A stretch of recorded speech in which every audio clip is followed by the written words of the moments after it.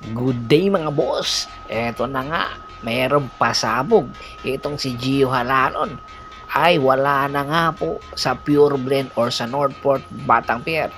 Matatandaan na nilagay nga po ito sa trading block ng Northport Batang Pier si Gio Halanon para mapunta sa Blackwater Bossing kapalit nitong si Justin Chua.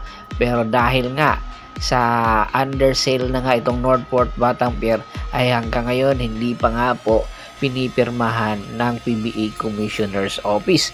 Pero alam nyo ba, ayon kay Idol Snowbadwa sa kanyang nakita sa video na kung saan nasa TNT Giga na nga po ito nag-iinsayo. Ayon kay Idol Snowbadwa, ngayong katapusan ay mag-i-expire na ang kontrata neto sa Northport Batang Pier at malaya na nga itong makapaghanap ng kanyang bagong kupunan.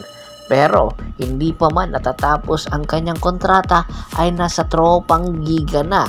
Kaya marami tuloy ang spekulasyon na nagpaalam na ito sa Northport Batang Pier. Pero nanghihinayang ang iba dahil nga kung wala pa naman nag-expire o hindi pa nag-expire ng kanyang kontrata ay meron pa rin rights itong Northport. At ano ba, hihintayin pa ba ng Northport Batang Pier na finalize na maging pure blend na bago aprobahan na kung saan ay i-expire na nga ang kontrata? So ibig sabihin lang nito kung sakali man ma-approve yung trade ng Blackwater at Northport involving si Gio Halalon at Justin Chua, ay itong si Gio Halalon hindi rin magtatagal sa Blackwater Bossing at ang final destination nga nito itong tropang giga kung sakali man nga po ay napakalalim ng lineup nitong tropang giga dahil nga bibigat ang kanilang guard rotation. Hindi pa man dumarating itong si Jason Castro na napapabalitang meron pang ang injury at hindi pa 100%. Ito na nga ba ang pure guard na magiging superstar ng tropang giga sa hinaharap si Gio Halalon? Samantala, ayon nga sa kay Homer Sison, positive daw na posibleng magbalik PBA itong si Mikey Williams. Pero marami din ang mga espekulasyon na baka bumalik ito pero hindi nga sa Converge Fiber Exerts. Gagamitin lang ng Converge ang kanilang rights para mailipat ito. It's either sa San Miguel or sa Magnolia Pambansang Manok Templados.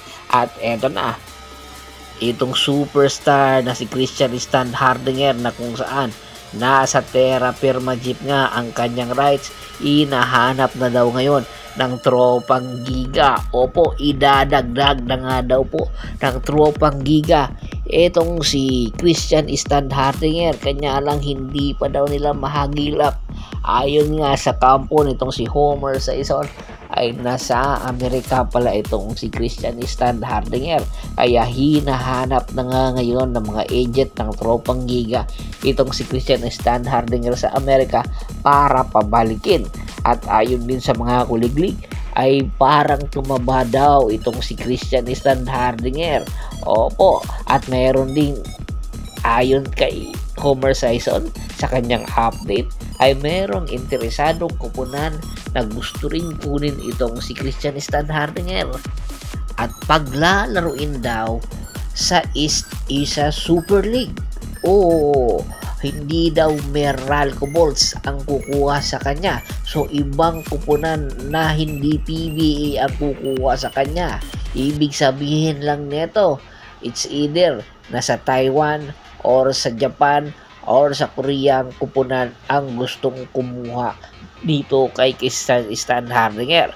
Pero hindi magpapatalo dito ang tropang giga kasi nga badly needed nga nila ang serbisyo nitong si Christian Stan Hardinger dahil nga gusto nilang kumuha ng Grand Slam at ayaw na nilang maulit na hindi nga nila nakuha ang gusto nilang makamit na Grand Slam sa nakaraan konferensya ng Philippine Cup. Kaya babawi talaga ang tropang giga at gusto nga nila ibuhos na ang lahat ng mga asset nila para makuha itong si Christian Stan Hardinger. Bago pa man natin tapusin ang ating kwentuhan, Shout out muna tayo sa ating mga solid na followers na laging sumusuporta sa atin. Kay si Ricky Lanza ng Ricky Rider TV ng Tansa Cavite, sir. Marami pong salamat. Kagawad ka sa kinunukusin ng Hagonoy, Bulacan. Rene Dineros, Jerome Sedeño.